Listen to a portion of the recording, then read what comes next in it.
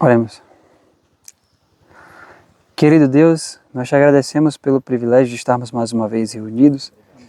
Obrigado, Senhor, porque o Senhor tem cuidado de nós, nos dado alimento, tanto físico quanto espiritual. Amém, Senhor. Pedimos que nessa tarde possamos refletir mais sobre a Tua mensagem, sobre a Tua palavra, e que ao longo desses dias nós possamos realmente compreender tudo que o Senhor tem para nos dizer através da mensagem do Senhor para esses últimos dias, Senhor.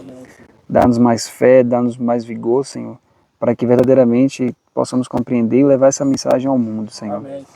As bênçãos que nós pedimos também que o Senhor nos perdoe as faltas e pecados, lave-nos no sangue do Cordeiro, Senhor, purifica nosso coração e abre os nossos ouvidos para ouvir a Tua palavra. Amém, Senhor. Essas bênçãos pedimos e agradecemos em nome de Jesus.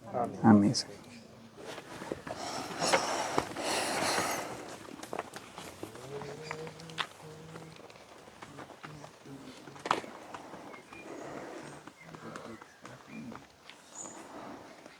Bom,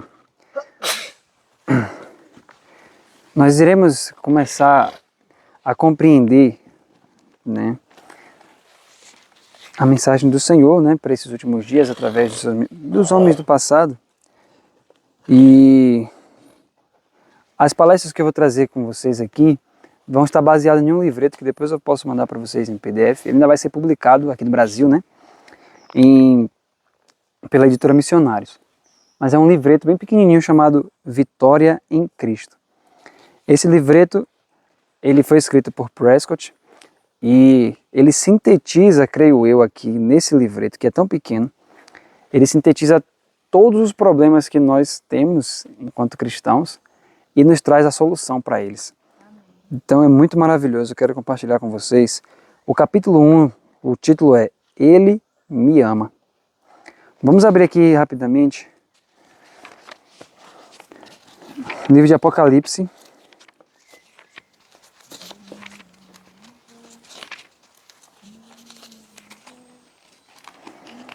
Apocalipse, capítulo 3.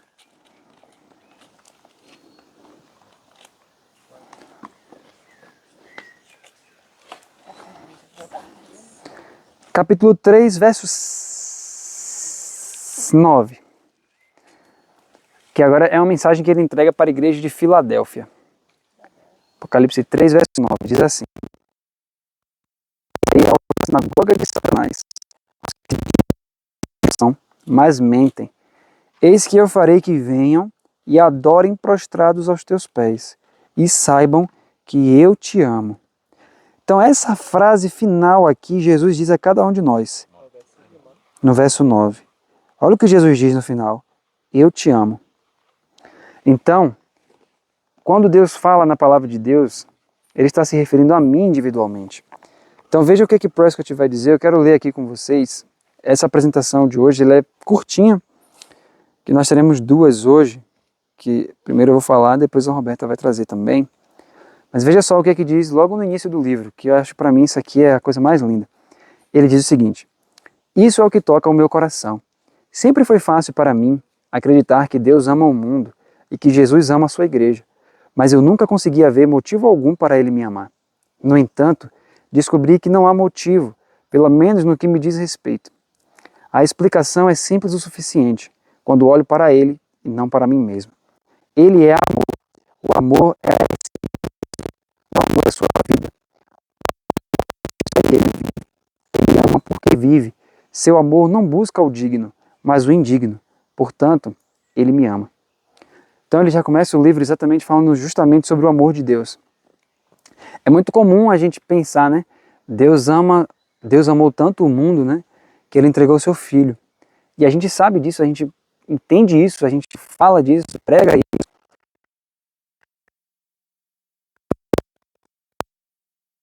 Né?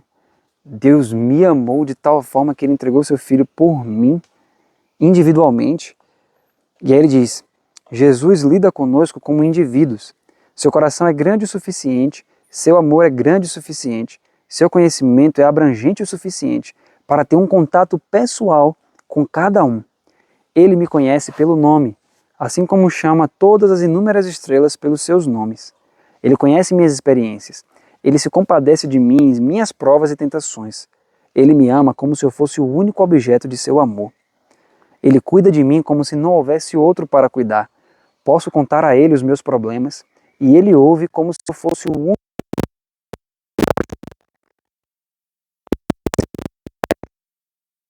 que sentisse qualquer necessidade.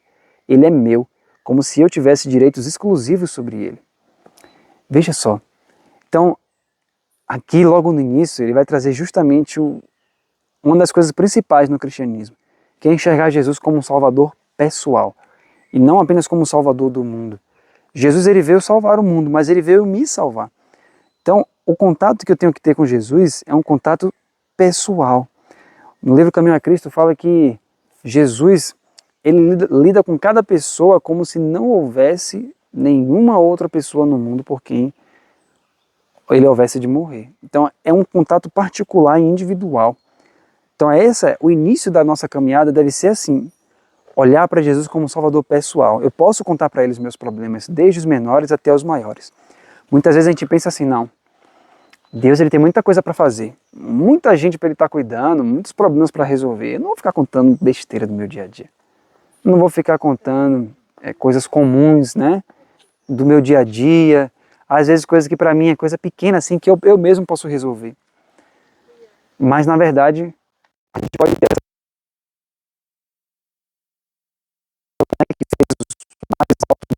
os maiores mundos também, ele se importa com as pequenas coisas também, né? Então esse é uma forma de olhar a Deus. O Espírito de Profecia fala que se nós crescemos, que não há uma lágrima que é vertida, e nenhum sorriso é dado sem que Deus o perceba, ela diz que se nós crescemos nisso, de fato, se desvaneceriam nossas ansiedades, nossos temores. E aí ele diz assim, e esse relacionamento íntimo e pessoal não interfere de forma alguma com a minha perfeita liberdade de escolha e ação. A cada manhã escolho aceitar seu amor. A cada manhã escolho amá-lo e trabalhar para ele. A cada manhã digo a ele, teu amor me envolveu e me atraiu, e eu sou teu. Tenho a liberdade de deixá-lo a qualquer momento, mas sou mantido por laços que não causam atrito, os cordões de amor sedosos. Não desejo fazer nada em que eu não possa cooperar com ele. Ele me governa com a vara de amor, e a alegria e a doçura da vida são encontradas na associação mais próxima com ele. E ele diz, você sabe que ele te ama? Você está perdendo a melhor coisa da vida se o seu coração não for o santuário do seu amor.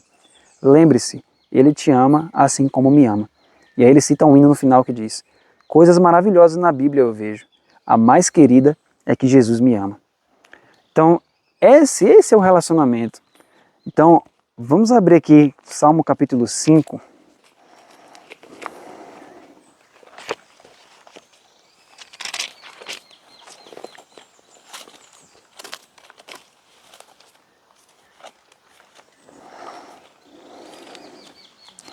Salmo capítulo 5. Vamos ler aqui os 3 primeiros versos. Vamos meditar somente nesses 3 versos iniciais. Diz assim, dá ouvidos às minhas palavras, ó Senhor. Atende à minha meditação. Salmo 5, verso 1. Agora o verso 2. Atende à voz do meu clamor, Rei meu e Deus meu, pois a ti orarei. Pela manhã ouvirás a minha voz, ó Senhor. Pela manhã apresentarei a ti a minha oração e vigiarei. Por qual motivo o salmista diz isso? Veja que coisa maravilhosa no verso 3. Pela manhã ouvirás a minha voz. Nós temos aqui 2 situações para a gente observar nesse verso 3. Quando ele diz, pela manhã ouvirás a minha voz, você consegue perceber ele dizendo, Senhor, de manhã bem cedo eu irei te buscar, eu irei orar a ti. Você consegue enxergar ele falando isso? Agora olha por outro prisma. Esse mesmo verso, quando ele fala assim, pela manhã ouvirás a minha voz, você percebe que isso aqui Deus está dando a certeza de que ele vai ouvir a voz? Pela manhã, Senhor, ouvirás a minha voz. Então é uma certeza de que realmente Deus ouve. E por que pela manhã ele vai vigiar? Isso aqui é muito importante. Porque isso é o senso da dependência. Nós vamos abrir ainda outros versos da Bíblia, mas muitas vezes, por a gente não acreditar que Deus é um salvador pessoal, nós fazemos uma oração e depois a gente se esquece do que a gente pediu. É como se fosse assim, bom, eu vou deixar aqui na caixinha o meu pedido, sim, se Deus quiser responder, que responda. Se não, tudo bem. Mas a gente não crê muitas vezes que Deus realmente está se importando com aquele pedido. Quando ele fala assim que vai apresentar a oração e vigiar, significa que, essa palavra aqui significa que ele estava apresentando e durante o restante do dia ele iria se lembrar do que ele pediu, na certeza de que ele iria ver o cumprimento do que ele pediu a Deus.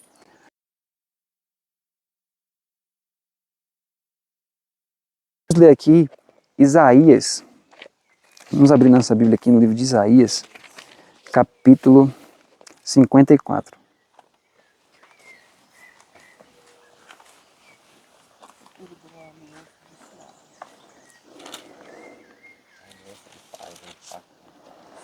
Deixa eu ver aqui nessa...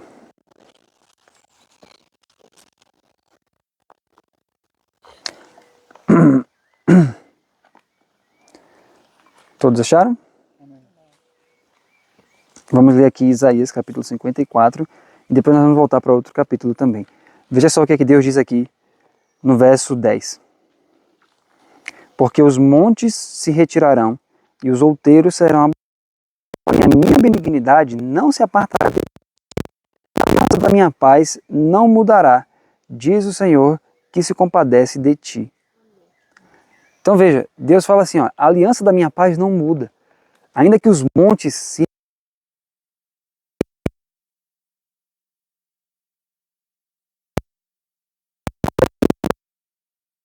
o monte ficar abalado. A benignidade de você. Porque a aliança da minha paz não muda. Então quando Cristo faz esse sacrifício pelo ser humano, é algo imutável. O amor de Deus não muda. E aí, olha só,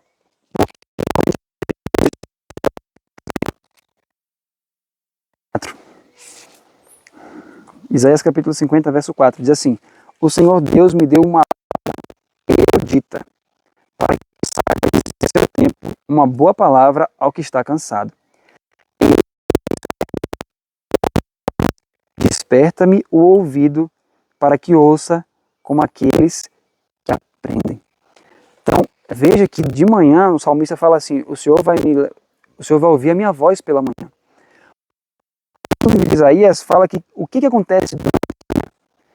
Deus me desperta. E Deus me desperta pela manhã com qual motivo? O que é que a gente leu aí? Qual o motivo que Deus me desperta pela manhã? Para que ouça. Para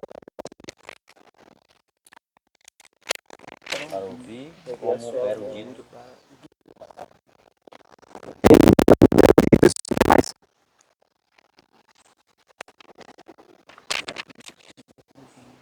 Assim que eu deva saber como dizer uma palavra adequada. Cansado. Isso. Para aquele que está cansado. Então, veja só, ele diz assim, ele desperta-me, no verso 4, ele desperta-me desperta-me o ouvido para que ouça aqueles que aprendem. Então veja que aqui é uma relação pessoal. Deus está me acordando cada dia para que eu aprenda. Por isso, quando você olha para a vida de Jesus, um desejado de todas as nações, o Espírito de Profecia fala que, gente, o sol encontrava ele já ali, já estudando a palavra. Por quê? Porque Deus despertava ele, assim como diz o verso, Deus despertava ele e já quando ele acordava, o primeiro pensamento dele já era Deus. Nossos pensamentos, muitas vezes, quando a gente acorda, muitas vezes é preocupação com alguma coisa. Isso é uma promessa, se está escrito isso aqui, é uma promessa para mim, que vai se cumprir. Que diariamente Deus vai me acordar para que eu possa aprender dele. Então veja que é um relacionamento diário e pessoal. Veja o que o Espírito de Profecia fala no livro Desejado de Todas as Nações, página 271. Ao longo dos próximos dias a gente vai entender por que ele começa justamente falando sobre um relacionamento pessoal com Deus. Olha o que o Espírito de Profecia fala no Desejado de Todas as Nações, página 271. Diz assim, em suas promessas e advertências, Jesus se dirige a mim. Tanto amou Deus ao mundo que deu o seu Filho unigênito para que eu, crendo, não pereça, mas tenha vida eterna. As experiências relatadas na palavra de Deus devem ser minhas experiências. Oração e promessa, preceitos e advertências me pertencem. Já estou crucificado com Cristo e vivo não mais eu, mas Cristo vive em mim. E a vida que agora vivo na carne, vivo-a na fé do Filho de Deus, o qual me amou e se entregou a si mesmo por mim. Gálatas 2:20. Veja que é no pessoal, me amou, se entregou por mim. Aí ela diz, à medida que a fé assim recebe e assimila os princípios da verdade, tornam-se eles parte do próprio ser e a força motriz da vida. A palavra de Deus, recebida na alma, molda os pensamentos e entra no desenvolvimento do caráter. Então veja só, eu vou dar um exemplo, ainda com Gálatas 2, verso 20. No livro Estudo sobre Fé, ele usa justamente esse verso para nos mostrar como nós somos incrédulos com a palavra de Deus. Veja só, Gálatas capítulo 2, verso 20. Vamos ler novamente esse verso. Gálatas 2, 20. Veja só como muitas vezes nós lemos a palavra, mas ainda temos dificuldade de aceitar que é individual. Veja só. Gálatas 2, verso 20, diz assim, já estou crucificado com Cristo e vivo não mais eu, mas Cristo vive em mim. Vamos pegar só até aqui. Normalmente a gente vai eu queria tanto ser crucificado com Jesus. Nossa, eu queria tanto passar por essa experiência e poder dizer como Paulo, já estou crucificado com Cristo. Mas vamos parar para pensar o seguinte. Quando no princípio, em Gênesis 1, Deus chegou na terra, o que havia na terra? Era sem forma e vazia, era trevas. Quando Deus chegou e falou assim, haja luz, o que foi que aconteceu? Houve luz. Ou seja, a palavra que Deus falou, por si só, criou a luz. Ou Deus precisou chegar lá e botar a mão para fazer a luz? Ele só fez o quê? Falar. Salmo 33 fala assim, pela sua palavra, tudo foi criado, os céus foram criados. Então, quando Deus fez as árvores, como é que a gente está vendo essas árvores hoje aqui? Que a terra produz a erva que dê semente. Deus disse, quando Ele falou, tudo aconteceu. Então, por isso que no livro Estudo sobre Fé, na página 21, diz assim, fé é crer que o que a palavra de Deus falou, ela mesma irá cumprir. A palavra tem um poder criativo. Então, necessariamente tem que acontecer. Por exemplo, eu sou ser humano, mas se eu chego para ela e falar assim, olha, seu vestido é azul, você vai dizer que eu sou o quê? Mentiroso ou daltônico, né? Mas se Deus falar assim, seu vestido é azul, imediatamente ele não pode mentir, por quê? Porque o que ele fala é criado na mesma hora. Então, se ele fala seu vestido é azul, o que é que vai acontecer imediatamente com o seu vestido? Ele vai se tornar azul. Então, isso é o poder da palavra de Deus. Então, quando Deus fala assim, quando a Bíblia diz, não vivo mais eu, mas Cristo vive em mim, já estou crucificado com Cristo, se essa é uma palavra criativa, o que é isso que eu estou dizendo para Deus? Estou incrédulo. A palavra está dizendo, já estou, mas eu não creio nisso. Eu creio que um dia eu posso chegar a ser crucificado, mas a palavra de Deus já está crucificado. Então eu digo a Deus, não Deus, tu és mentiroso. Eu estou olhando para a minha experiência e estou vendo que eu não estou sendo crucificado. E é por isso que a palavra não entra em meu coração. Porque quando eu olho para a palavra de Deus, eu tenho que receber essa palavra. É assim, eu digo, amém, Senhor. Se então, quando Jesus fica limpo, ele poderia dizer, não, Senhor, peraí, você não vai me mandar eu fazer nada. Você não vai mandar eu ir para algum lugar. E... O que ele teve que fazer? Receber a palavra. Fica limpo. E quando ele creu naquela palavra, a Bíblia fala que imediatamente ele foi curado. Esse é o poder da palavra de Deus. Então, quando a Bíblia diz, já estou crucificado com Cristo, se eu creio sem duvidar dessa palavra, a palavra de Deus em mim crucifica o meu eu. A realidade desse verso passa a acontecer em mim. Por isso que o Espírito, por isso que a Bíblia, né, fala que Satanás, ele crê. Mas a Bíblia fala assim, tu crês que há um só Deus? Aí o que a Bíblia fala depois? Faz.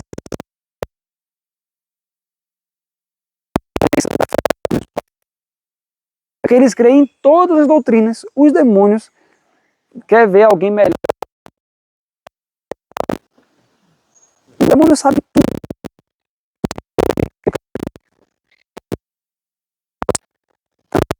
isso. O demônio sabe que é verdadeiro? Claro que ele sabe. Tudo que a gente pensar e imaginar de doutrina, ele sabe. Mas qual é a diferença dessa fé, da fé de Jesus? É que o demônio sabe, mas a palavra não entra nele. Ele não permite a palavra operar nele. Então ele não tem a fé verdadeira. Ele só crê intelectualmente. Ele traz um assentimento intelectual. Mas ele não permite que a palavra molde a vida dele. E essa não é a verdadeira fé de Jesus. Então a fé que Jesus fala, você recebe essa palavra. Você crê de fato no que está escrito. E o que está escrito passa a acontecer. Eles não podem viver a palavra de Deus, porque a palavra de Deus não entra neles. Mas quando eu leio a palavra, e a palavra está me dizendo, o pecado não terá domínio sobre vós. Amém, Senhor. Se o Senhor falou, haja luz e houve luz, se o Senhor fala, o pecado não vai ter domínio sobre você.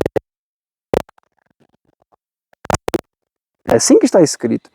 E aí, veja só, outra passagem aqui diz assim, cada manhã, carta 36 de Ellen White, cada manhã dedicai-vos alma, corpo e espírito a Deus. Firmai hábitos de devoção e de confiança cada vez maior em vosso Salvador. Podeis crer com toda a confiança que o Senhor Jesus vos ama e deseja que cresçais o seu amor, ampliando e vos fortalecendo a plenitude do amor de Deus. Então alcançareis um conhecimento do mais alto valor para o tempo e a eternidade. Agora veja só.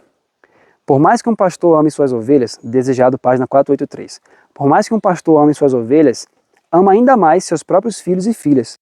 Jesus conhece as minhas ovelhas e das minhas sou conhecido. Assim como o Pai me conhece a mim, eu conheço o Pai. Que declaração é essa? Ele é o filho, aquele que se acha no seio do Pai, aquele que Deus declarou ser o varão que é meu companheiro, Zacarias 13:7, e apresenta a união entre ele e o eterno Deus, como figura da que existe entre ele e Deus filho. Por fim, ele vai te falar, Deus ama os seguidores de Cristo, tal qual ama seu filho unigênito. Então, a mesma intensidade. Eu quero fechar isso aqui com João capítulo 17. Vamos dar uma olhada aqui em João capítulo 17. Só para reforçar a questão.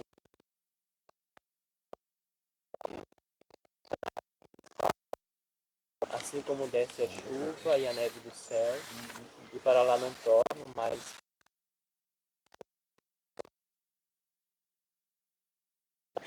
assim será a minha palavra que sai da minha boca. Ela não voltará para mim vazia. Antes fará o que me apraz e prosperará naquilo que eu enviei. Deus fala, tudo acontece. Exato, exatamente, perfeito. Vamos ver aqui João 17. Isaías 55. Isaías 55, 10 e 11. Ó, João 17, 4 a 3. João 17, verso 24 e 26. Diz assim, Pai, aqueles que me deste, quero que onde eu estiver, também eles estejam comigo, para que vejam a minha glória que me deste, porque tu me amaste antes da fundação do mundo. Pai justo, o mundo não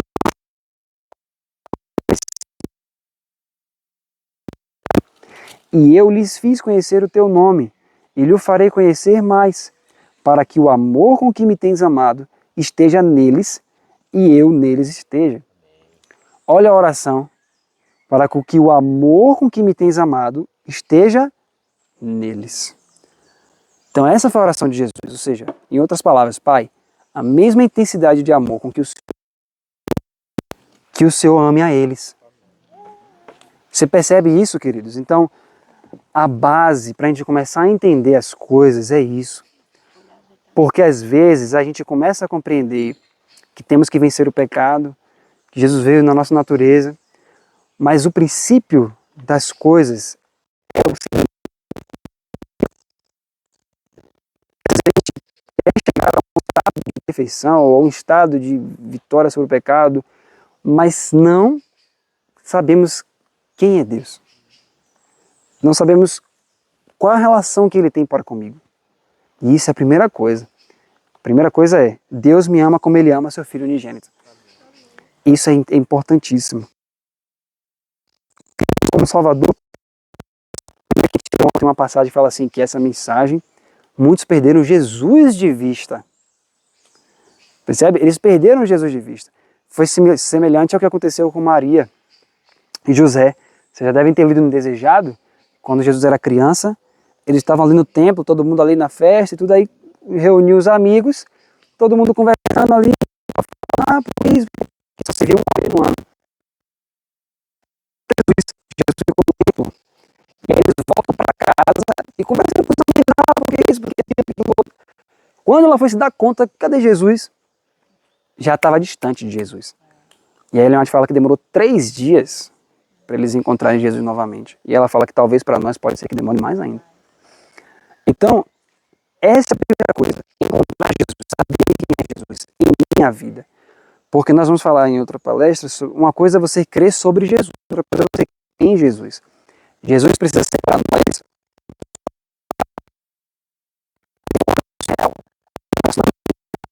com Jesus. Jesus deixa de ser para mim uma doutrina. Jesus deixa de ser para mim um ser que eu preciso estudar como histórico. E ele passa a ser realmente a presença. E aí, a partir disso, que haverá uma mudança em mim. Porque fora isso, o que vai acontecer é o que sempre vai acontecendo ao longo da história. Eu vou me tornar uma pessoa completamente farisaica, sem amor, vou começar a fazer as reformas e as coisas vou começar a trazer a glória para mim mesmo. E aí perco Jesus de vista. Então a primeira coisa para a gente começar a compreender tudo é entender isso. Que é... Então quando a gente passa a enxergar o amor de Jesus de forma pessoal, eu quero voltar a esse texto aqui que ele diz assim, isso é maravilhoso. Ele diz assim, Jesus lida conosco como indivíduos. O coração é grande o suficiente, seu amor é grande o suficiente, seu conhecimento é abrangente o suficiente para ter um contato pessoal com cada um. Ele me conhece pelo nome, assim como chama todas as inúmeras estrelas pelos seus nomes. Ele conhece minhas experiências. Ele se compadece de mim em minhas provas e tentações. E ele me ama como se eu fosse o único objeto de seu amor. Eu quero ver aqui com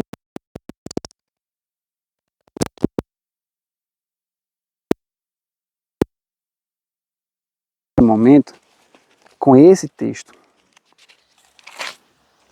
Isaías capítulo 40.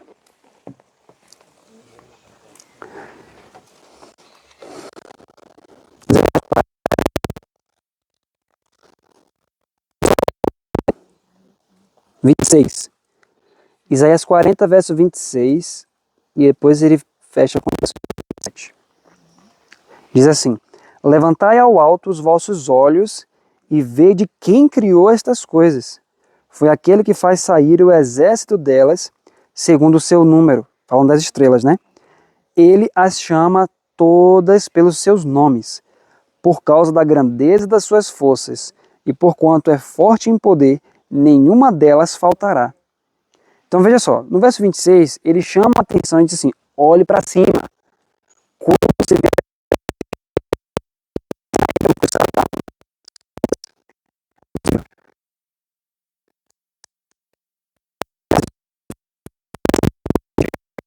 aí Deus fala, mesmo sendo milhões, mesmo tendo um número insondável, eu conheço cada uma delas pelo nome. E aí ele diz, nenhuma delas faltará. Aí depois que ele fala assim, olha lá para o espaço, veja as estrelas, e eu conheço todas elas pelo nome, aí ele faz uma pergunta no verso 27. Olha o que ele diz no verso 27. Por que dizes, ó Jacó, e tu falas, ó Israel, o meu caminho está encoberto ao Senhor, e o meu juízo passa despercebido ao meu Deus. Olha a pergunta que ele faz. Depois que ele diz, Se eu conheço todas as estrelas pelo nome, e são milhões e bilhões, como é que você, Israel, está dizendo que o seu caminho está encoberto diante de mim? Isso ele fala de forma individual. Então ele fala assim, se eu me preocupo com estrelas a ponto de saber o nome de cada uma delas, como é que eu vou me preocupar com você?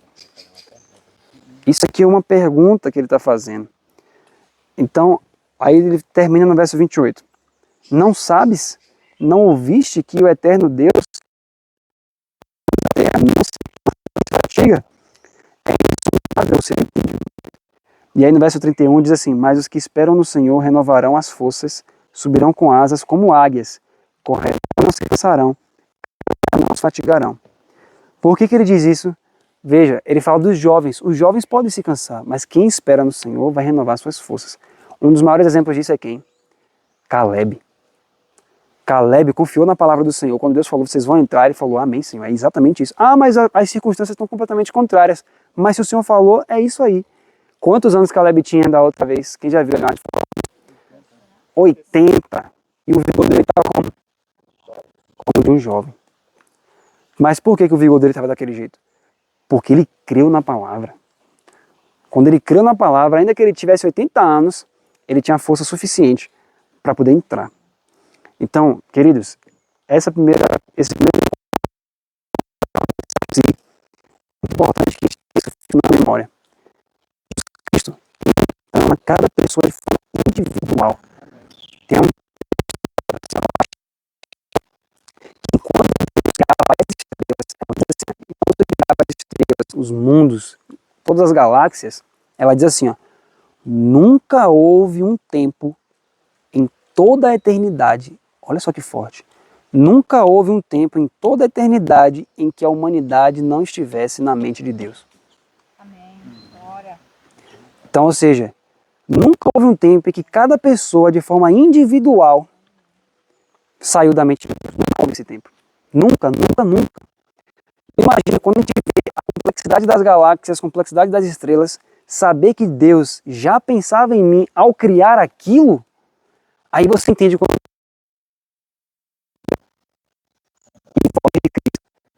de Deus. Amém. Tudo é vosso, porque quando ele criou, ele estava pensando na gente.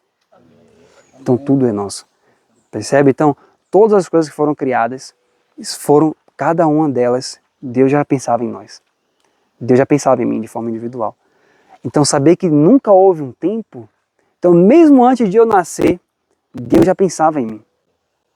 Mesmo antes de eu nascer. Então, nunca houve um tempo em que nós saímos da mente de Deus. Então, pare para pensar, se antes mesmo da gente nascer, Ele já não esquecia de nós, que dirá agora? Que dirá agora? Está bem pertinho da gente se encontrar, hein? Pois é. Então, nós iremos na próxima palestra falar um pouco mais sobre isso e como esse entendimento impulsiona o coração do ser humano para viver a vida de Cristo. Então, na próxima palestra nós iremos falar sobre isso. Mas que esse amor venha nos impulsionar e que esse amor venha nos transformar de forma que esse amor não seja apenas algo contemplativo, mas que seja um princípio operante em nosso coração.